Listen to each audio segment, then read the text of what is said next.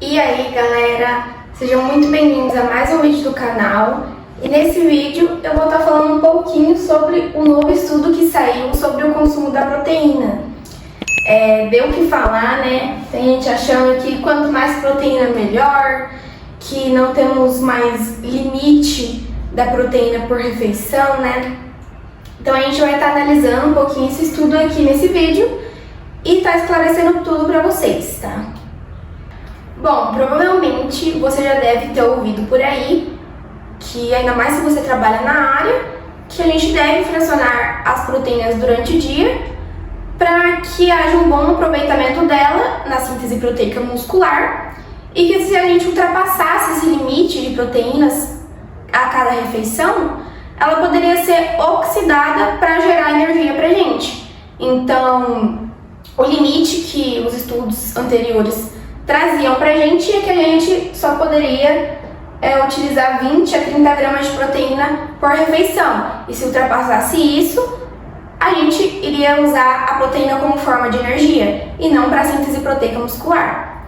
Só que esse estudo, ele trouxe esse questionamento, né, sobre esse limite a cada refeição. Então, trouxe uma descoberta bem importante pra gente e que eu vou estar explicando aqui pra vocês nesse vídeo. Eu vou começar explicando para vocês sobre o andamento do estudo, tá? Os resultados dele. E depois eu vou falar também por que pode ter dado certo, né? Por que esse estudo deu certo. E também porque eu ainda acho que é importante fracionar as proteínas a cada refeição. Então, se você tem interesse em saber um pouquinho mais, ficou curioso, continue assistindo o vídeo.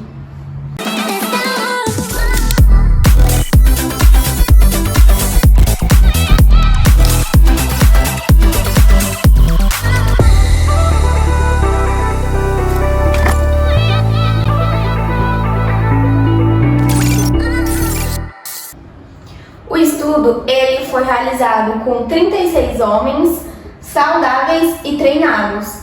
Então eles fizeram um treino lá de musculação padronizado, né? Todo mundo fez o mesmo treino. E aí eles dividiram depois em 3 grupos. Depois desse treino, eles ingeriram a proteína, né? Aí o primeiro grupo foi o placebo, que não ingeriu nada. O segundo grupo foi 25 gramas de proteína do leite. E o terceiro grupo, 100 gramas de proteína do leite.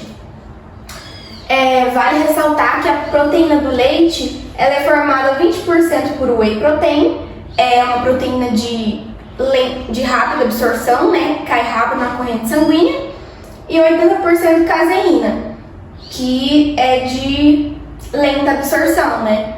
Você tem um melhor aproveitamento dela, ela fica muito mais tempo na sua corrente sanguínea. Então, depois disso, eles foram acompanhados por 12 horas. E isso mantidos em jejum. Depois de ingerir a proteína, eles ficaram em jejum. E antes disso também, no dia anterior, antes de iniciar os testes, eles também estavam em jejum. Eu vou ler aqui pra vocês, porque tem todos os horários deles.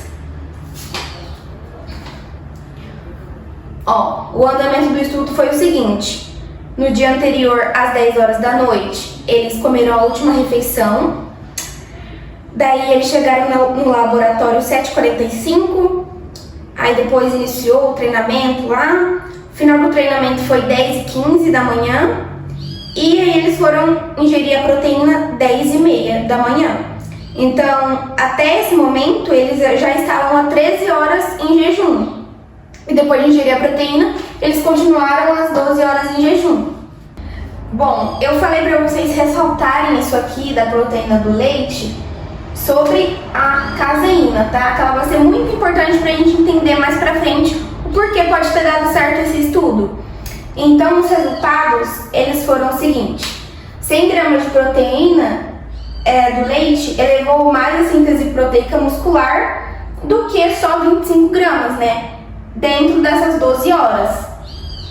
Então, de primeiro momento, essa proteína aqui de 100 gramas estimulou um pouquinho a síntese proteica e depois, nas outras últimas horas, estimulou mais ainda. E a pergunta é o seguinte: oxidou essas proteínas? proteínas, porque como eu falei, se a gente ultrapassasse o limite de 20 a 30 gramas por refeição, ela seria oxidada e geraria energia pra gente. Só que na verdade, ela oxidou bem pouco, foi bem, tipo, nem conta, sabe? De tão pouco que foi a oxidação delas. Só que depois de explicar isso aqui, eu vou explicar o porquê pode ter dado certo isso. Por que não ter oxidado tanto? Então esse estudo nos mostrou que aquela ideia de que a gente aproveitava só 20 a 30 gramas de proteína por refeição, na verdade não é tão verdade assim, entendeu? A gente aproveita sim mais do que 20 a 30 gramas. No estudo eles aproveitou 100 gramas, entendeu? Então durou por muito tempo. Só que também eles analisaram apenas uma única dose, tá? Vou explicar depois um pouco melhor sobre isso também. Só que as recomendações diárias de proteína não vão mudar, tá? Eles só apenas analisaram o teto ali do quanto a gente aproveita de proteína. Só que a recomendação diária para hipertrofia, ela ainda continua a mesma, que é de 1,6 a 2,2 gramas por quilo por dia. Então, se você multiplica, por exemplo, pelo meu peso, eu estou usando mais que 2,2, tá? Eu estou usando aproximadamente 2,5. Só que ainda assim, essa grande quantidade é mais para a saciedade, né? Que eu vou explicar também depois sobre isso. Por que fracionar as proteínas a cada refeição? Eu tô dando bastante spoiler aqui, né, gente? Mas é meio complicado. Vamos lá. Só que, tipo assim, 3 gramas quilo já é muita coisa, entendeu? É um negócio que não é necessário você colocar. Vale mais a pena você colocar carboidratos, né? Pra te dar energia para treinar, do que colocar muita proteína, sendo que você nem vai usar tudo isso para síntese proteica muscular. Então esse aqui é o limite recomendado, tá? Esse aqui é o máximo de proteína que você pode usar por dia. E também, nesse estudo, eles viram que como aumentou a quantidade de proteína, né, em uma refeição só, consequentemente também aumentou a quantidade de leucina, né? Quanto mais você oferece aminoácidos, mais vem leucina para você. E a leucina, ela ativa diretamente a via mTOR-C1, que é a via que faz a síntese proteica muscular, tá? Então a leucina ativa diretamente a mTOR-C1. Só que essa leucina, ela sinalizou a mTOR só em 4 horas, tá? Só que mesmo assim, depois dessas 4 horas, da leucina ainda não tá sinalizando a mTOR, mesmo assim ainda continuou o processo de síntese proteica muscular, tá? Os aminoácidos ainda foram oferecidos para o músculo, mesmo depois dessas 4 horas, da leucina nem tá mais sinalizando a mTOR. Agora eu vou explicar o porquê não teve limite na refeição, né, da ingestão de proteínas para a síntese proteica muscular. Os pontos, né, do porquê pode ter dado certo esse estudo. Primeiro, que eles estavam ingerindo menos proteína e calorias antes do estudo. Então, eles estavam ingerindo menos do que o recomendado para hipertrofia, né? A ingestão deles de proteína estava bem baixa, estava 1,3 grama por quilo. E as calorias também estavam baixas porque eles estavam em déficit calórico, né? Não é um bom momento assim para hipertrofia, não é um bom contexto. Então por isso que talvez eles podem ter aproveitado muito bem essa proteína ingerida, né, de 100 gramas. Porque, tipo assim, eles estavam num contexto de déficit, então o corpo viu que estava chegando e aproveitou tudo aquilo, né? Então será que um indivíduo que já vinha com histórico de refeições padronizadas, né, dividindo suas proteínas, se alimentando adequadamente, será que esse resultado seria o mesmo? Né? Será que seria bem aproveitado essas proteínas? Outro ponto também que a gente tem que analisar, que eu falei para vocês lembrarem, que era sobre a proteína de lenta absorção, né? ou a proteína do leite, que ela é formada 20% de whey protein e 80% de caseína, que a caseína é a proteína de lenta absorção. Então isso é muito importante para que continue oferecendo aminoácidos constantemente para o seu corpo, né? Então, se ela é de lenta absorção, ela vai permanecer muito mais tempo na corrente sanguínea e vai oferecendo lentamente para o músculo, né? Então, por isso que é um grande motivo para se ter aproveitado muito bem essas proteínas. Outra coisa também é que foi analisado apenas uma única dose, tá? E não a ingestão total diária. Eles pegaram apenas uma única dose. Por exemplo, uma pessoa de 100 quilos. Eu coloquei aqui o exemplo para vocês entenderem. Por exemplo, uma pessoa de 100 quilos, calculando 2,2 grama-quilo de proteína por dia para ela, que eu falei que era o limite, né, da ingestão diária de proteína, que isso não muda. É só até 2,2 grama-quilo para você favorecer ao máximo a sua síntese proteica muscular. Então, uma pessoa de 100 quilos utilizando 2,2 gramas-quilo vai dar aproximadamente 220 gramas de proteína por dia, tá? Do macro proteína para ela ingerir. Então, seria metade. Essas 100 gramas do estudo seria metade para essa pessoa, entendeu? Ela não ingeriu do dia inteiro, foi apenas uma única dose. Já para mim, por exemplo, seria a quantidade de proteína do meu dia inteiro. Atualmente eu tô com 116 gramas de proteína por dia, então já seria a minha proteína inteira do dia, né? E aí fica o questionamento, né? Será que essas 100 gramas de proteína fracionadas 4 vezes ao dia não seria melhor para a síntese proteica? Porque você vai causar vários estímulos, né? Vários picos de síntese ao longo do dia. Você não vai fazer só uma síntese e depois ela desce. Você vai fazer várias ao longo do dia.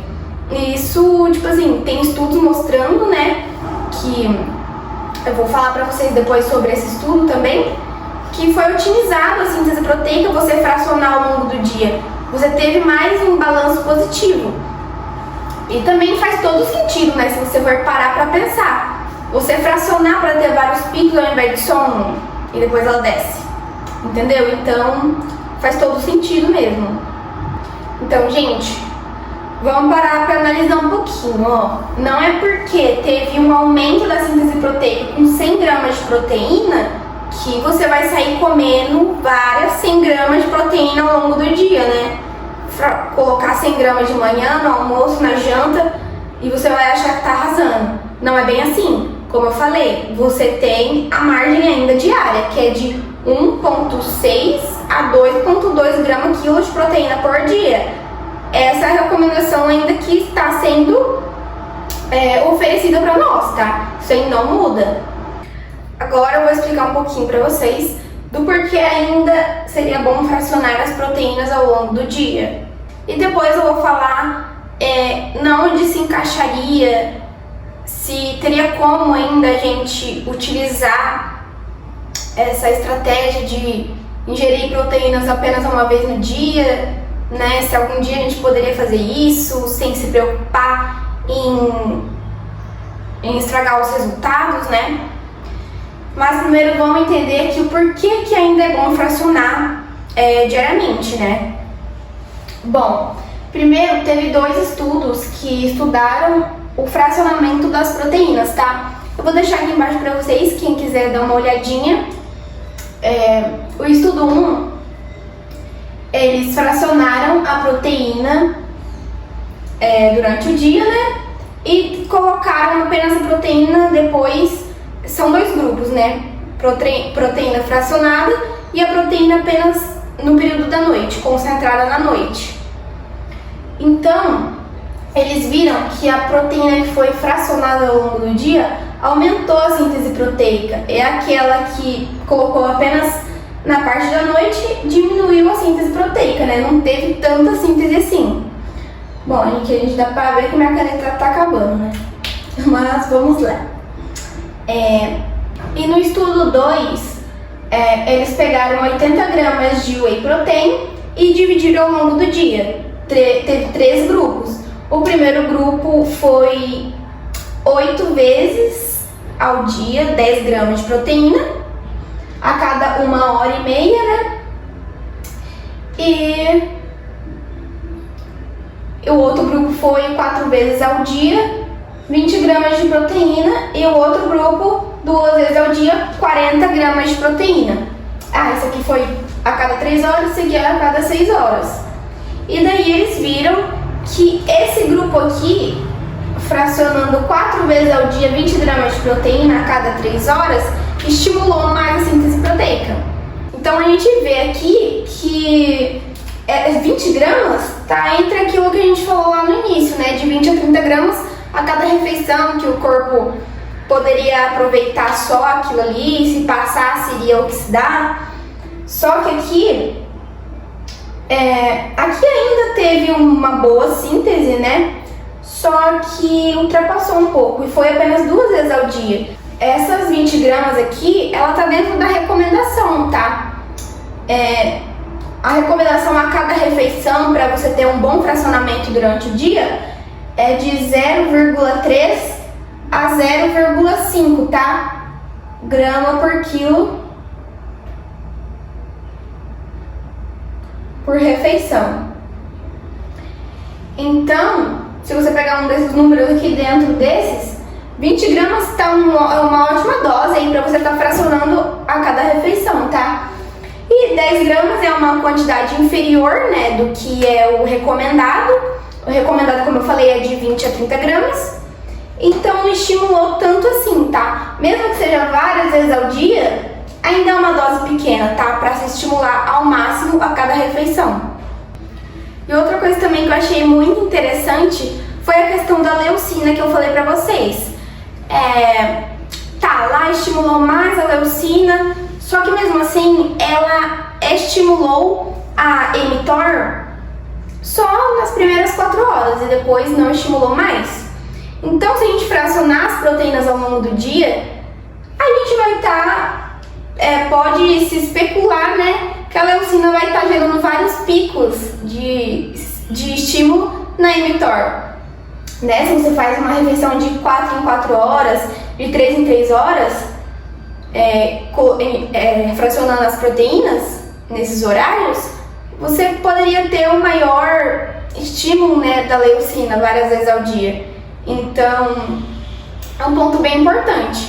Isso não foi nada afirmado, tá, no estudo e tudo mais, não tem nada que diz isso, mas parando para se pensar, pode sim ser um bom questionamento, tá? Outra coisa também, em déficit calórico, é muito interessante fracionar as proteínas. Como eu falei, eu estou em déficit calórico ainda, aumentando as minhas calorias devagar, né, para entrar no bulking mesmo. Só que eu ainda estou em déficit, então a minha proteína está um pouquinho alta para me gerar saciedade. Então é importante que a gente fracione ao longo do dia para manter a saciedade, né, ao longo do dia inteiro. Por exemplo, se você deixa uma refeição sem proteína, a sua digestão vai ser bem mais rápida e você vai sentir fome bem mais rápido, né? Porque como a gente sabe, a proteína ela é um macronutriente que demora mais para ser digerido.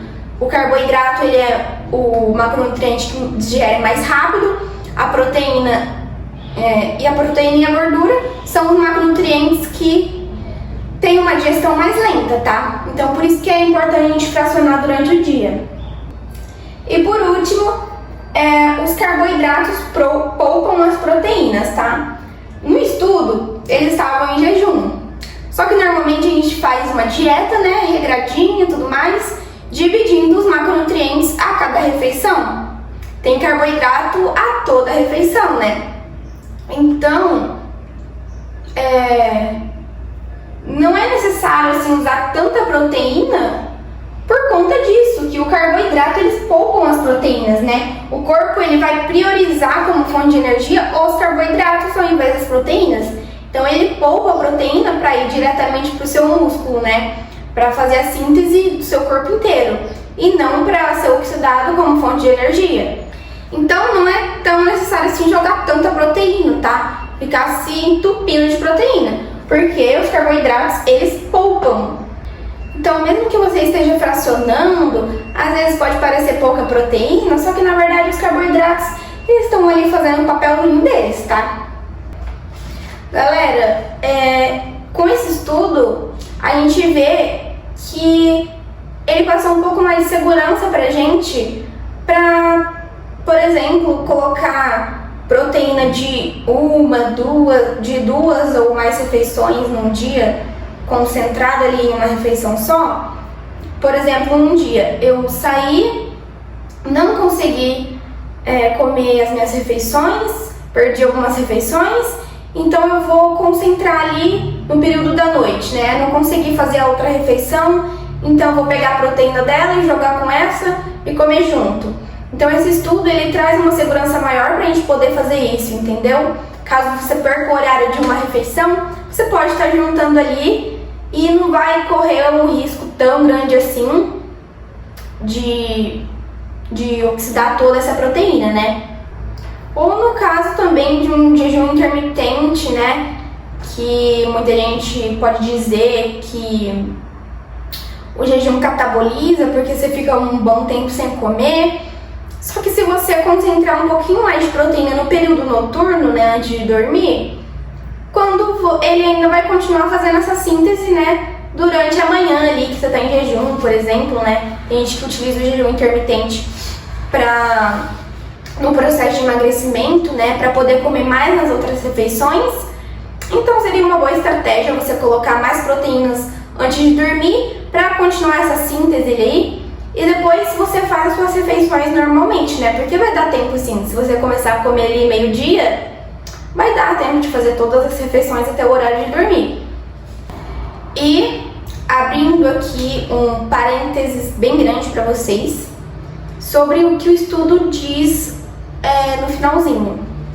Ele colocou assim: como o presente trabalho foi de natureza aguda, né? Não foi um longo período, não foi muitos dias, é possível que a resposta metabólica à ingestão de proteína seja modificada ao longo do tempo. Por exemplo, poderia especular-se que a oxidação de aminoácidos pode aumentar em resposta a episódios frequentes e prolongados de hiperaminoacidemia, ou que grandes ganhos proteicos pós-prandiais são compensados pela regulação positiva da oxidação de aminoácidos no estado de jejum subsequente. Então, eles não podem afirmar que se você fizer isso todos os dias por muito tempo, vai continuar com a mesma eficiência, né, de síntese proteica muscular. Eles não afirmaram isso. Foi um estudo ali pequeno. Então, como eu falei, um dia ou outro você perdeu uma refeição, você pode estar incluindo essas duas refeições juntas, né, essas duas proteínas em uma refeição só, que não vai causar um estrago tão grande assim. Só que não faça isso todo santo dia, porque não bateram o martelo ainda afirmando que realmente não vai ter um grande estrago a longo prazo. Esse foi o vídeo, galera. Eu espero muito que vocês tenham gostado. Me desculpe não me apresentar no início do vídeo. Vou tentar lembrar de me apresentar, né? Porque tem muita gente que pode chegar de paraquedas, né, no vídeo e não me conhece ainda. Mas eu sou a Larissa Mainardi, eu sou estudante de nutrição, pretendo ser atleta profissional, tá, de fisiculturismo. Hoje em dia eu sou atleta, só que ainda vou construir o meu passo, né, aos poucos. Então, se vocês gostaram desse vídeo, já deixa seu like aqui embaixo.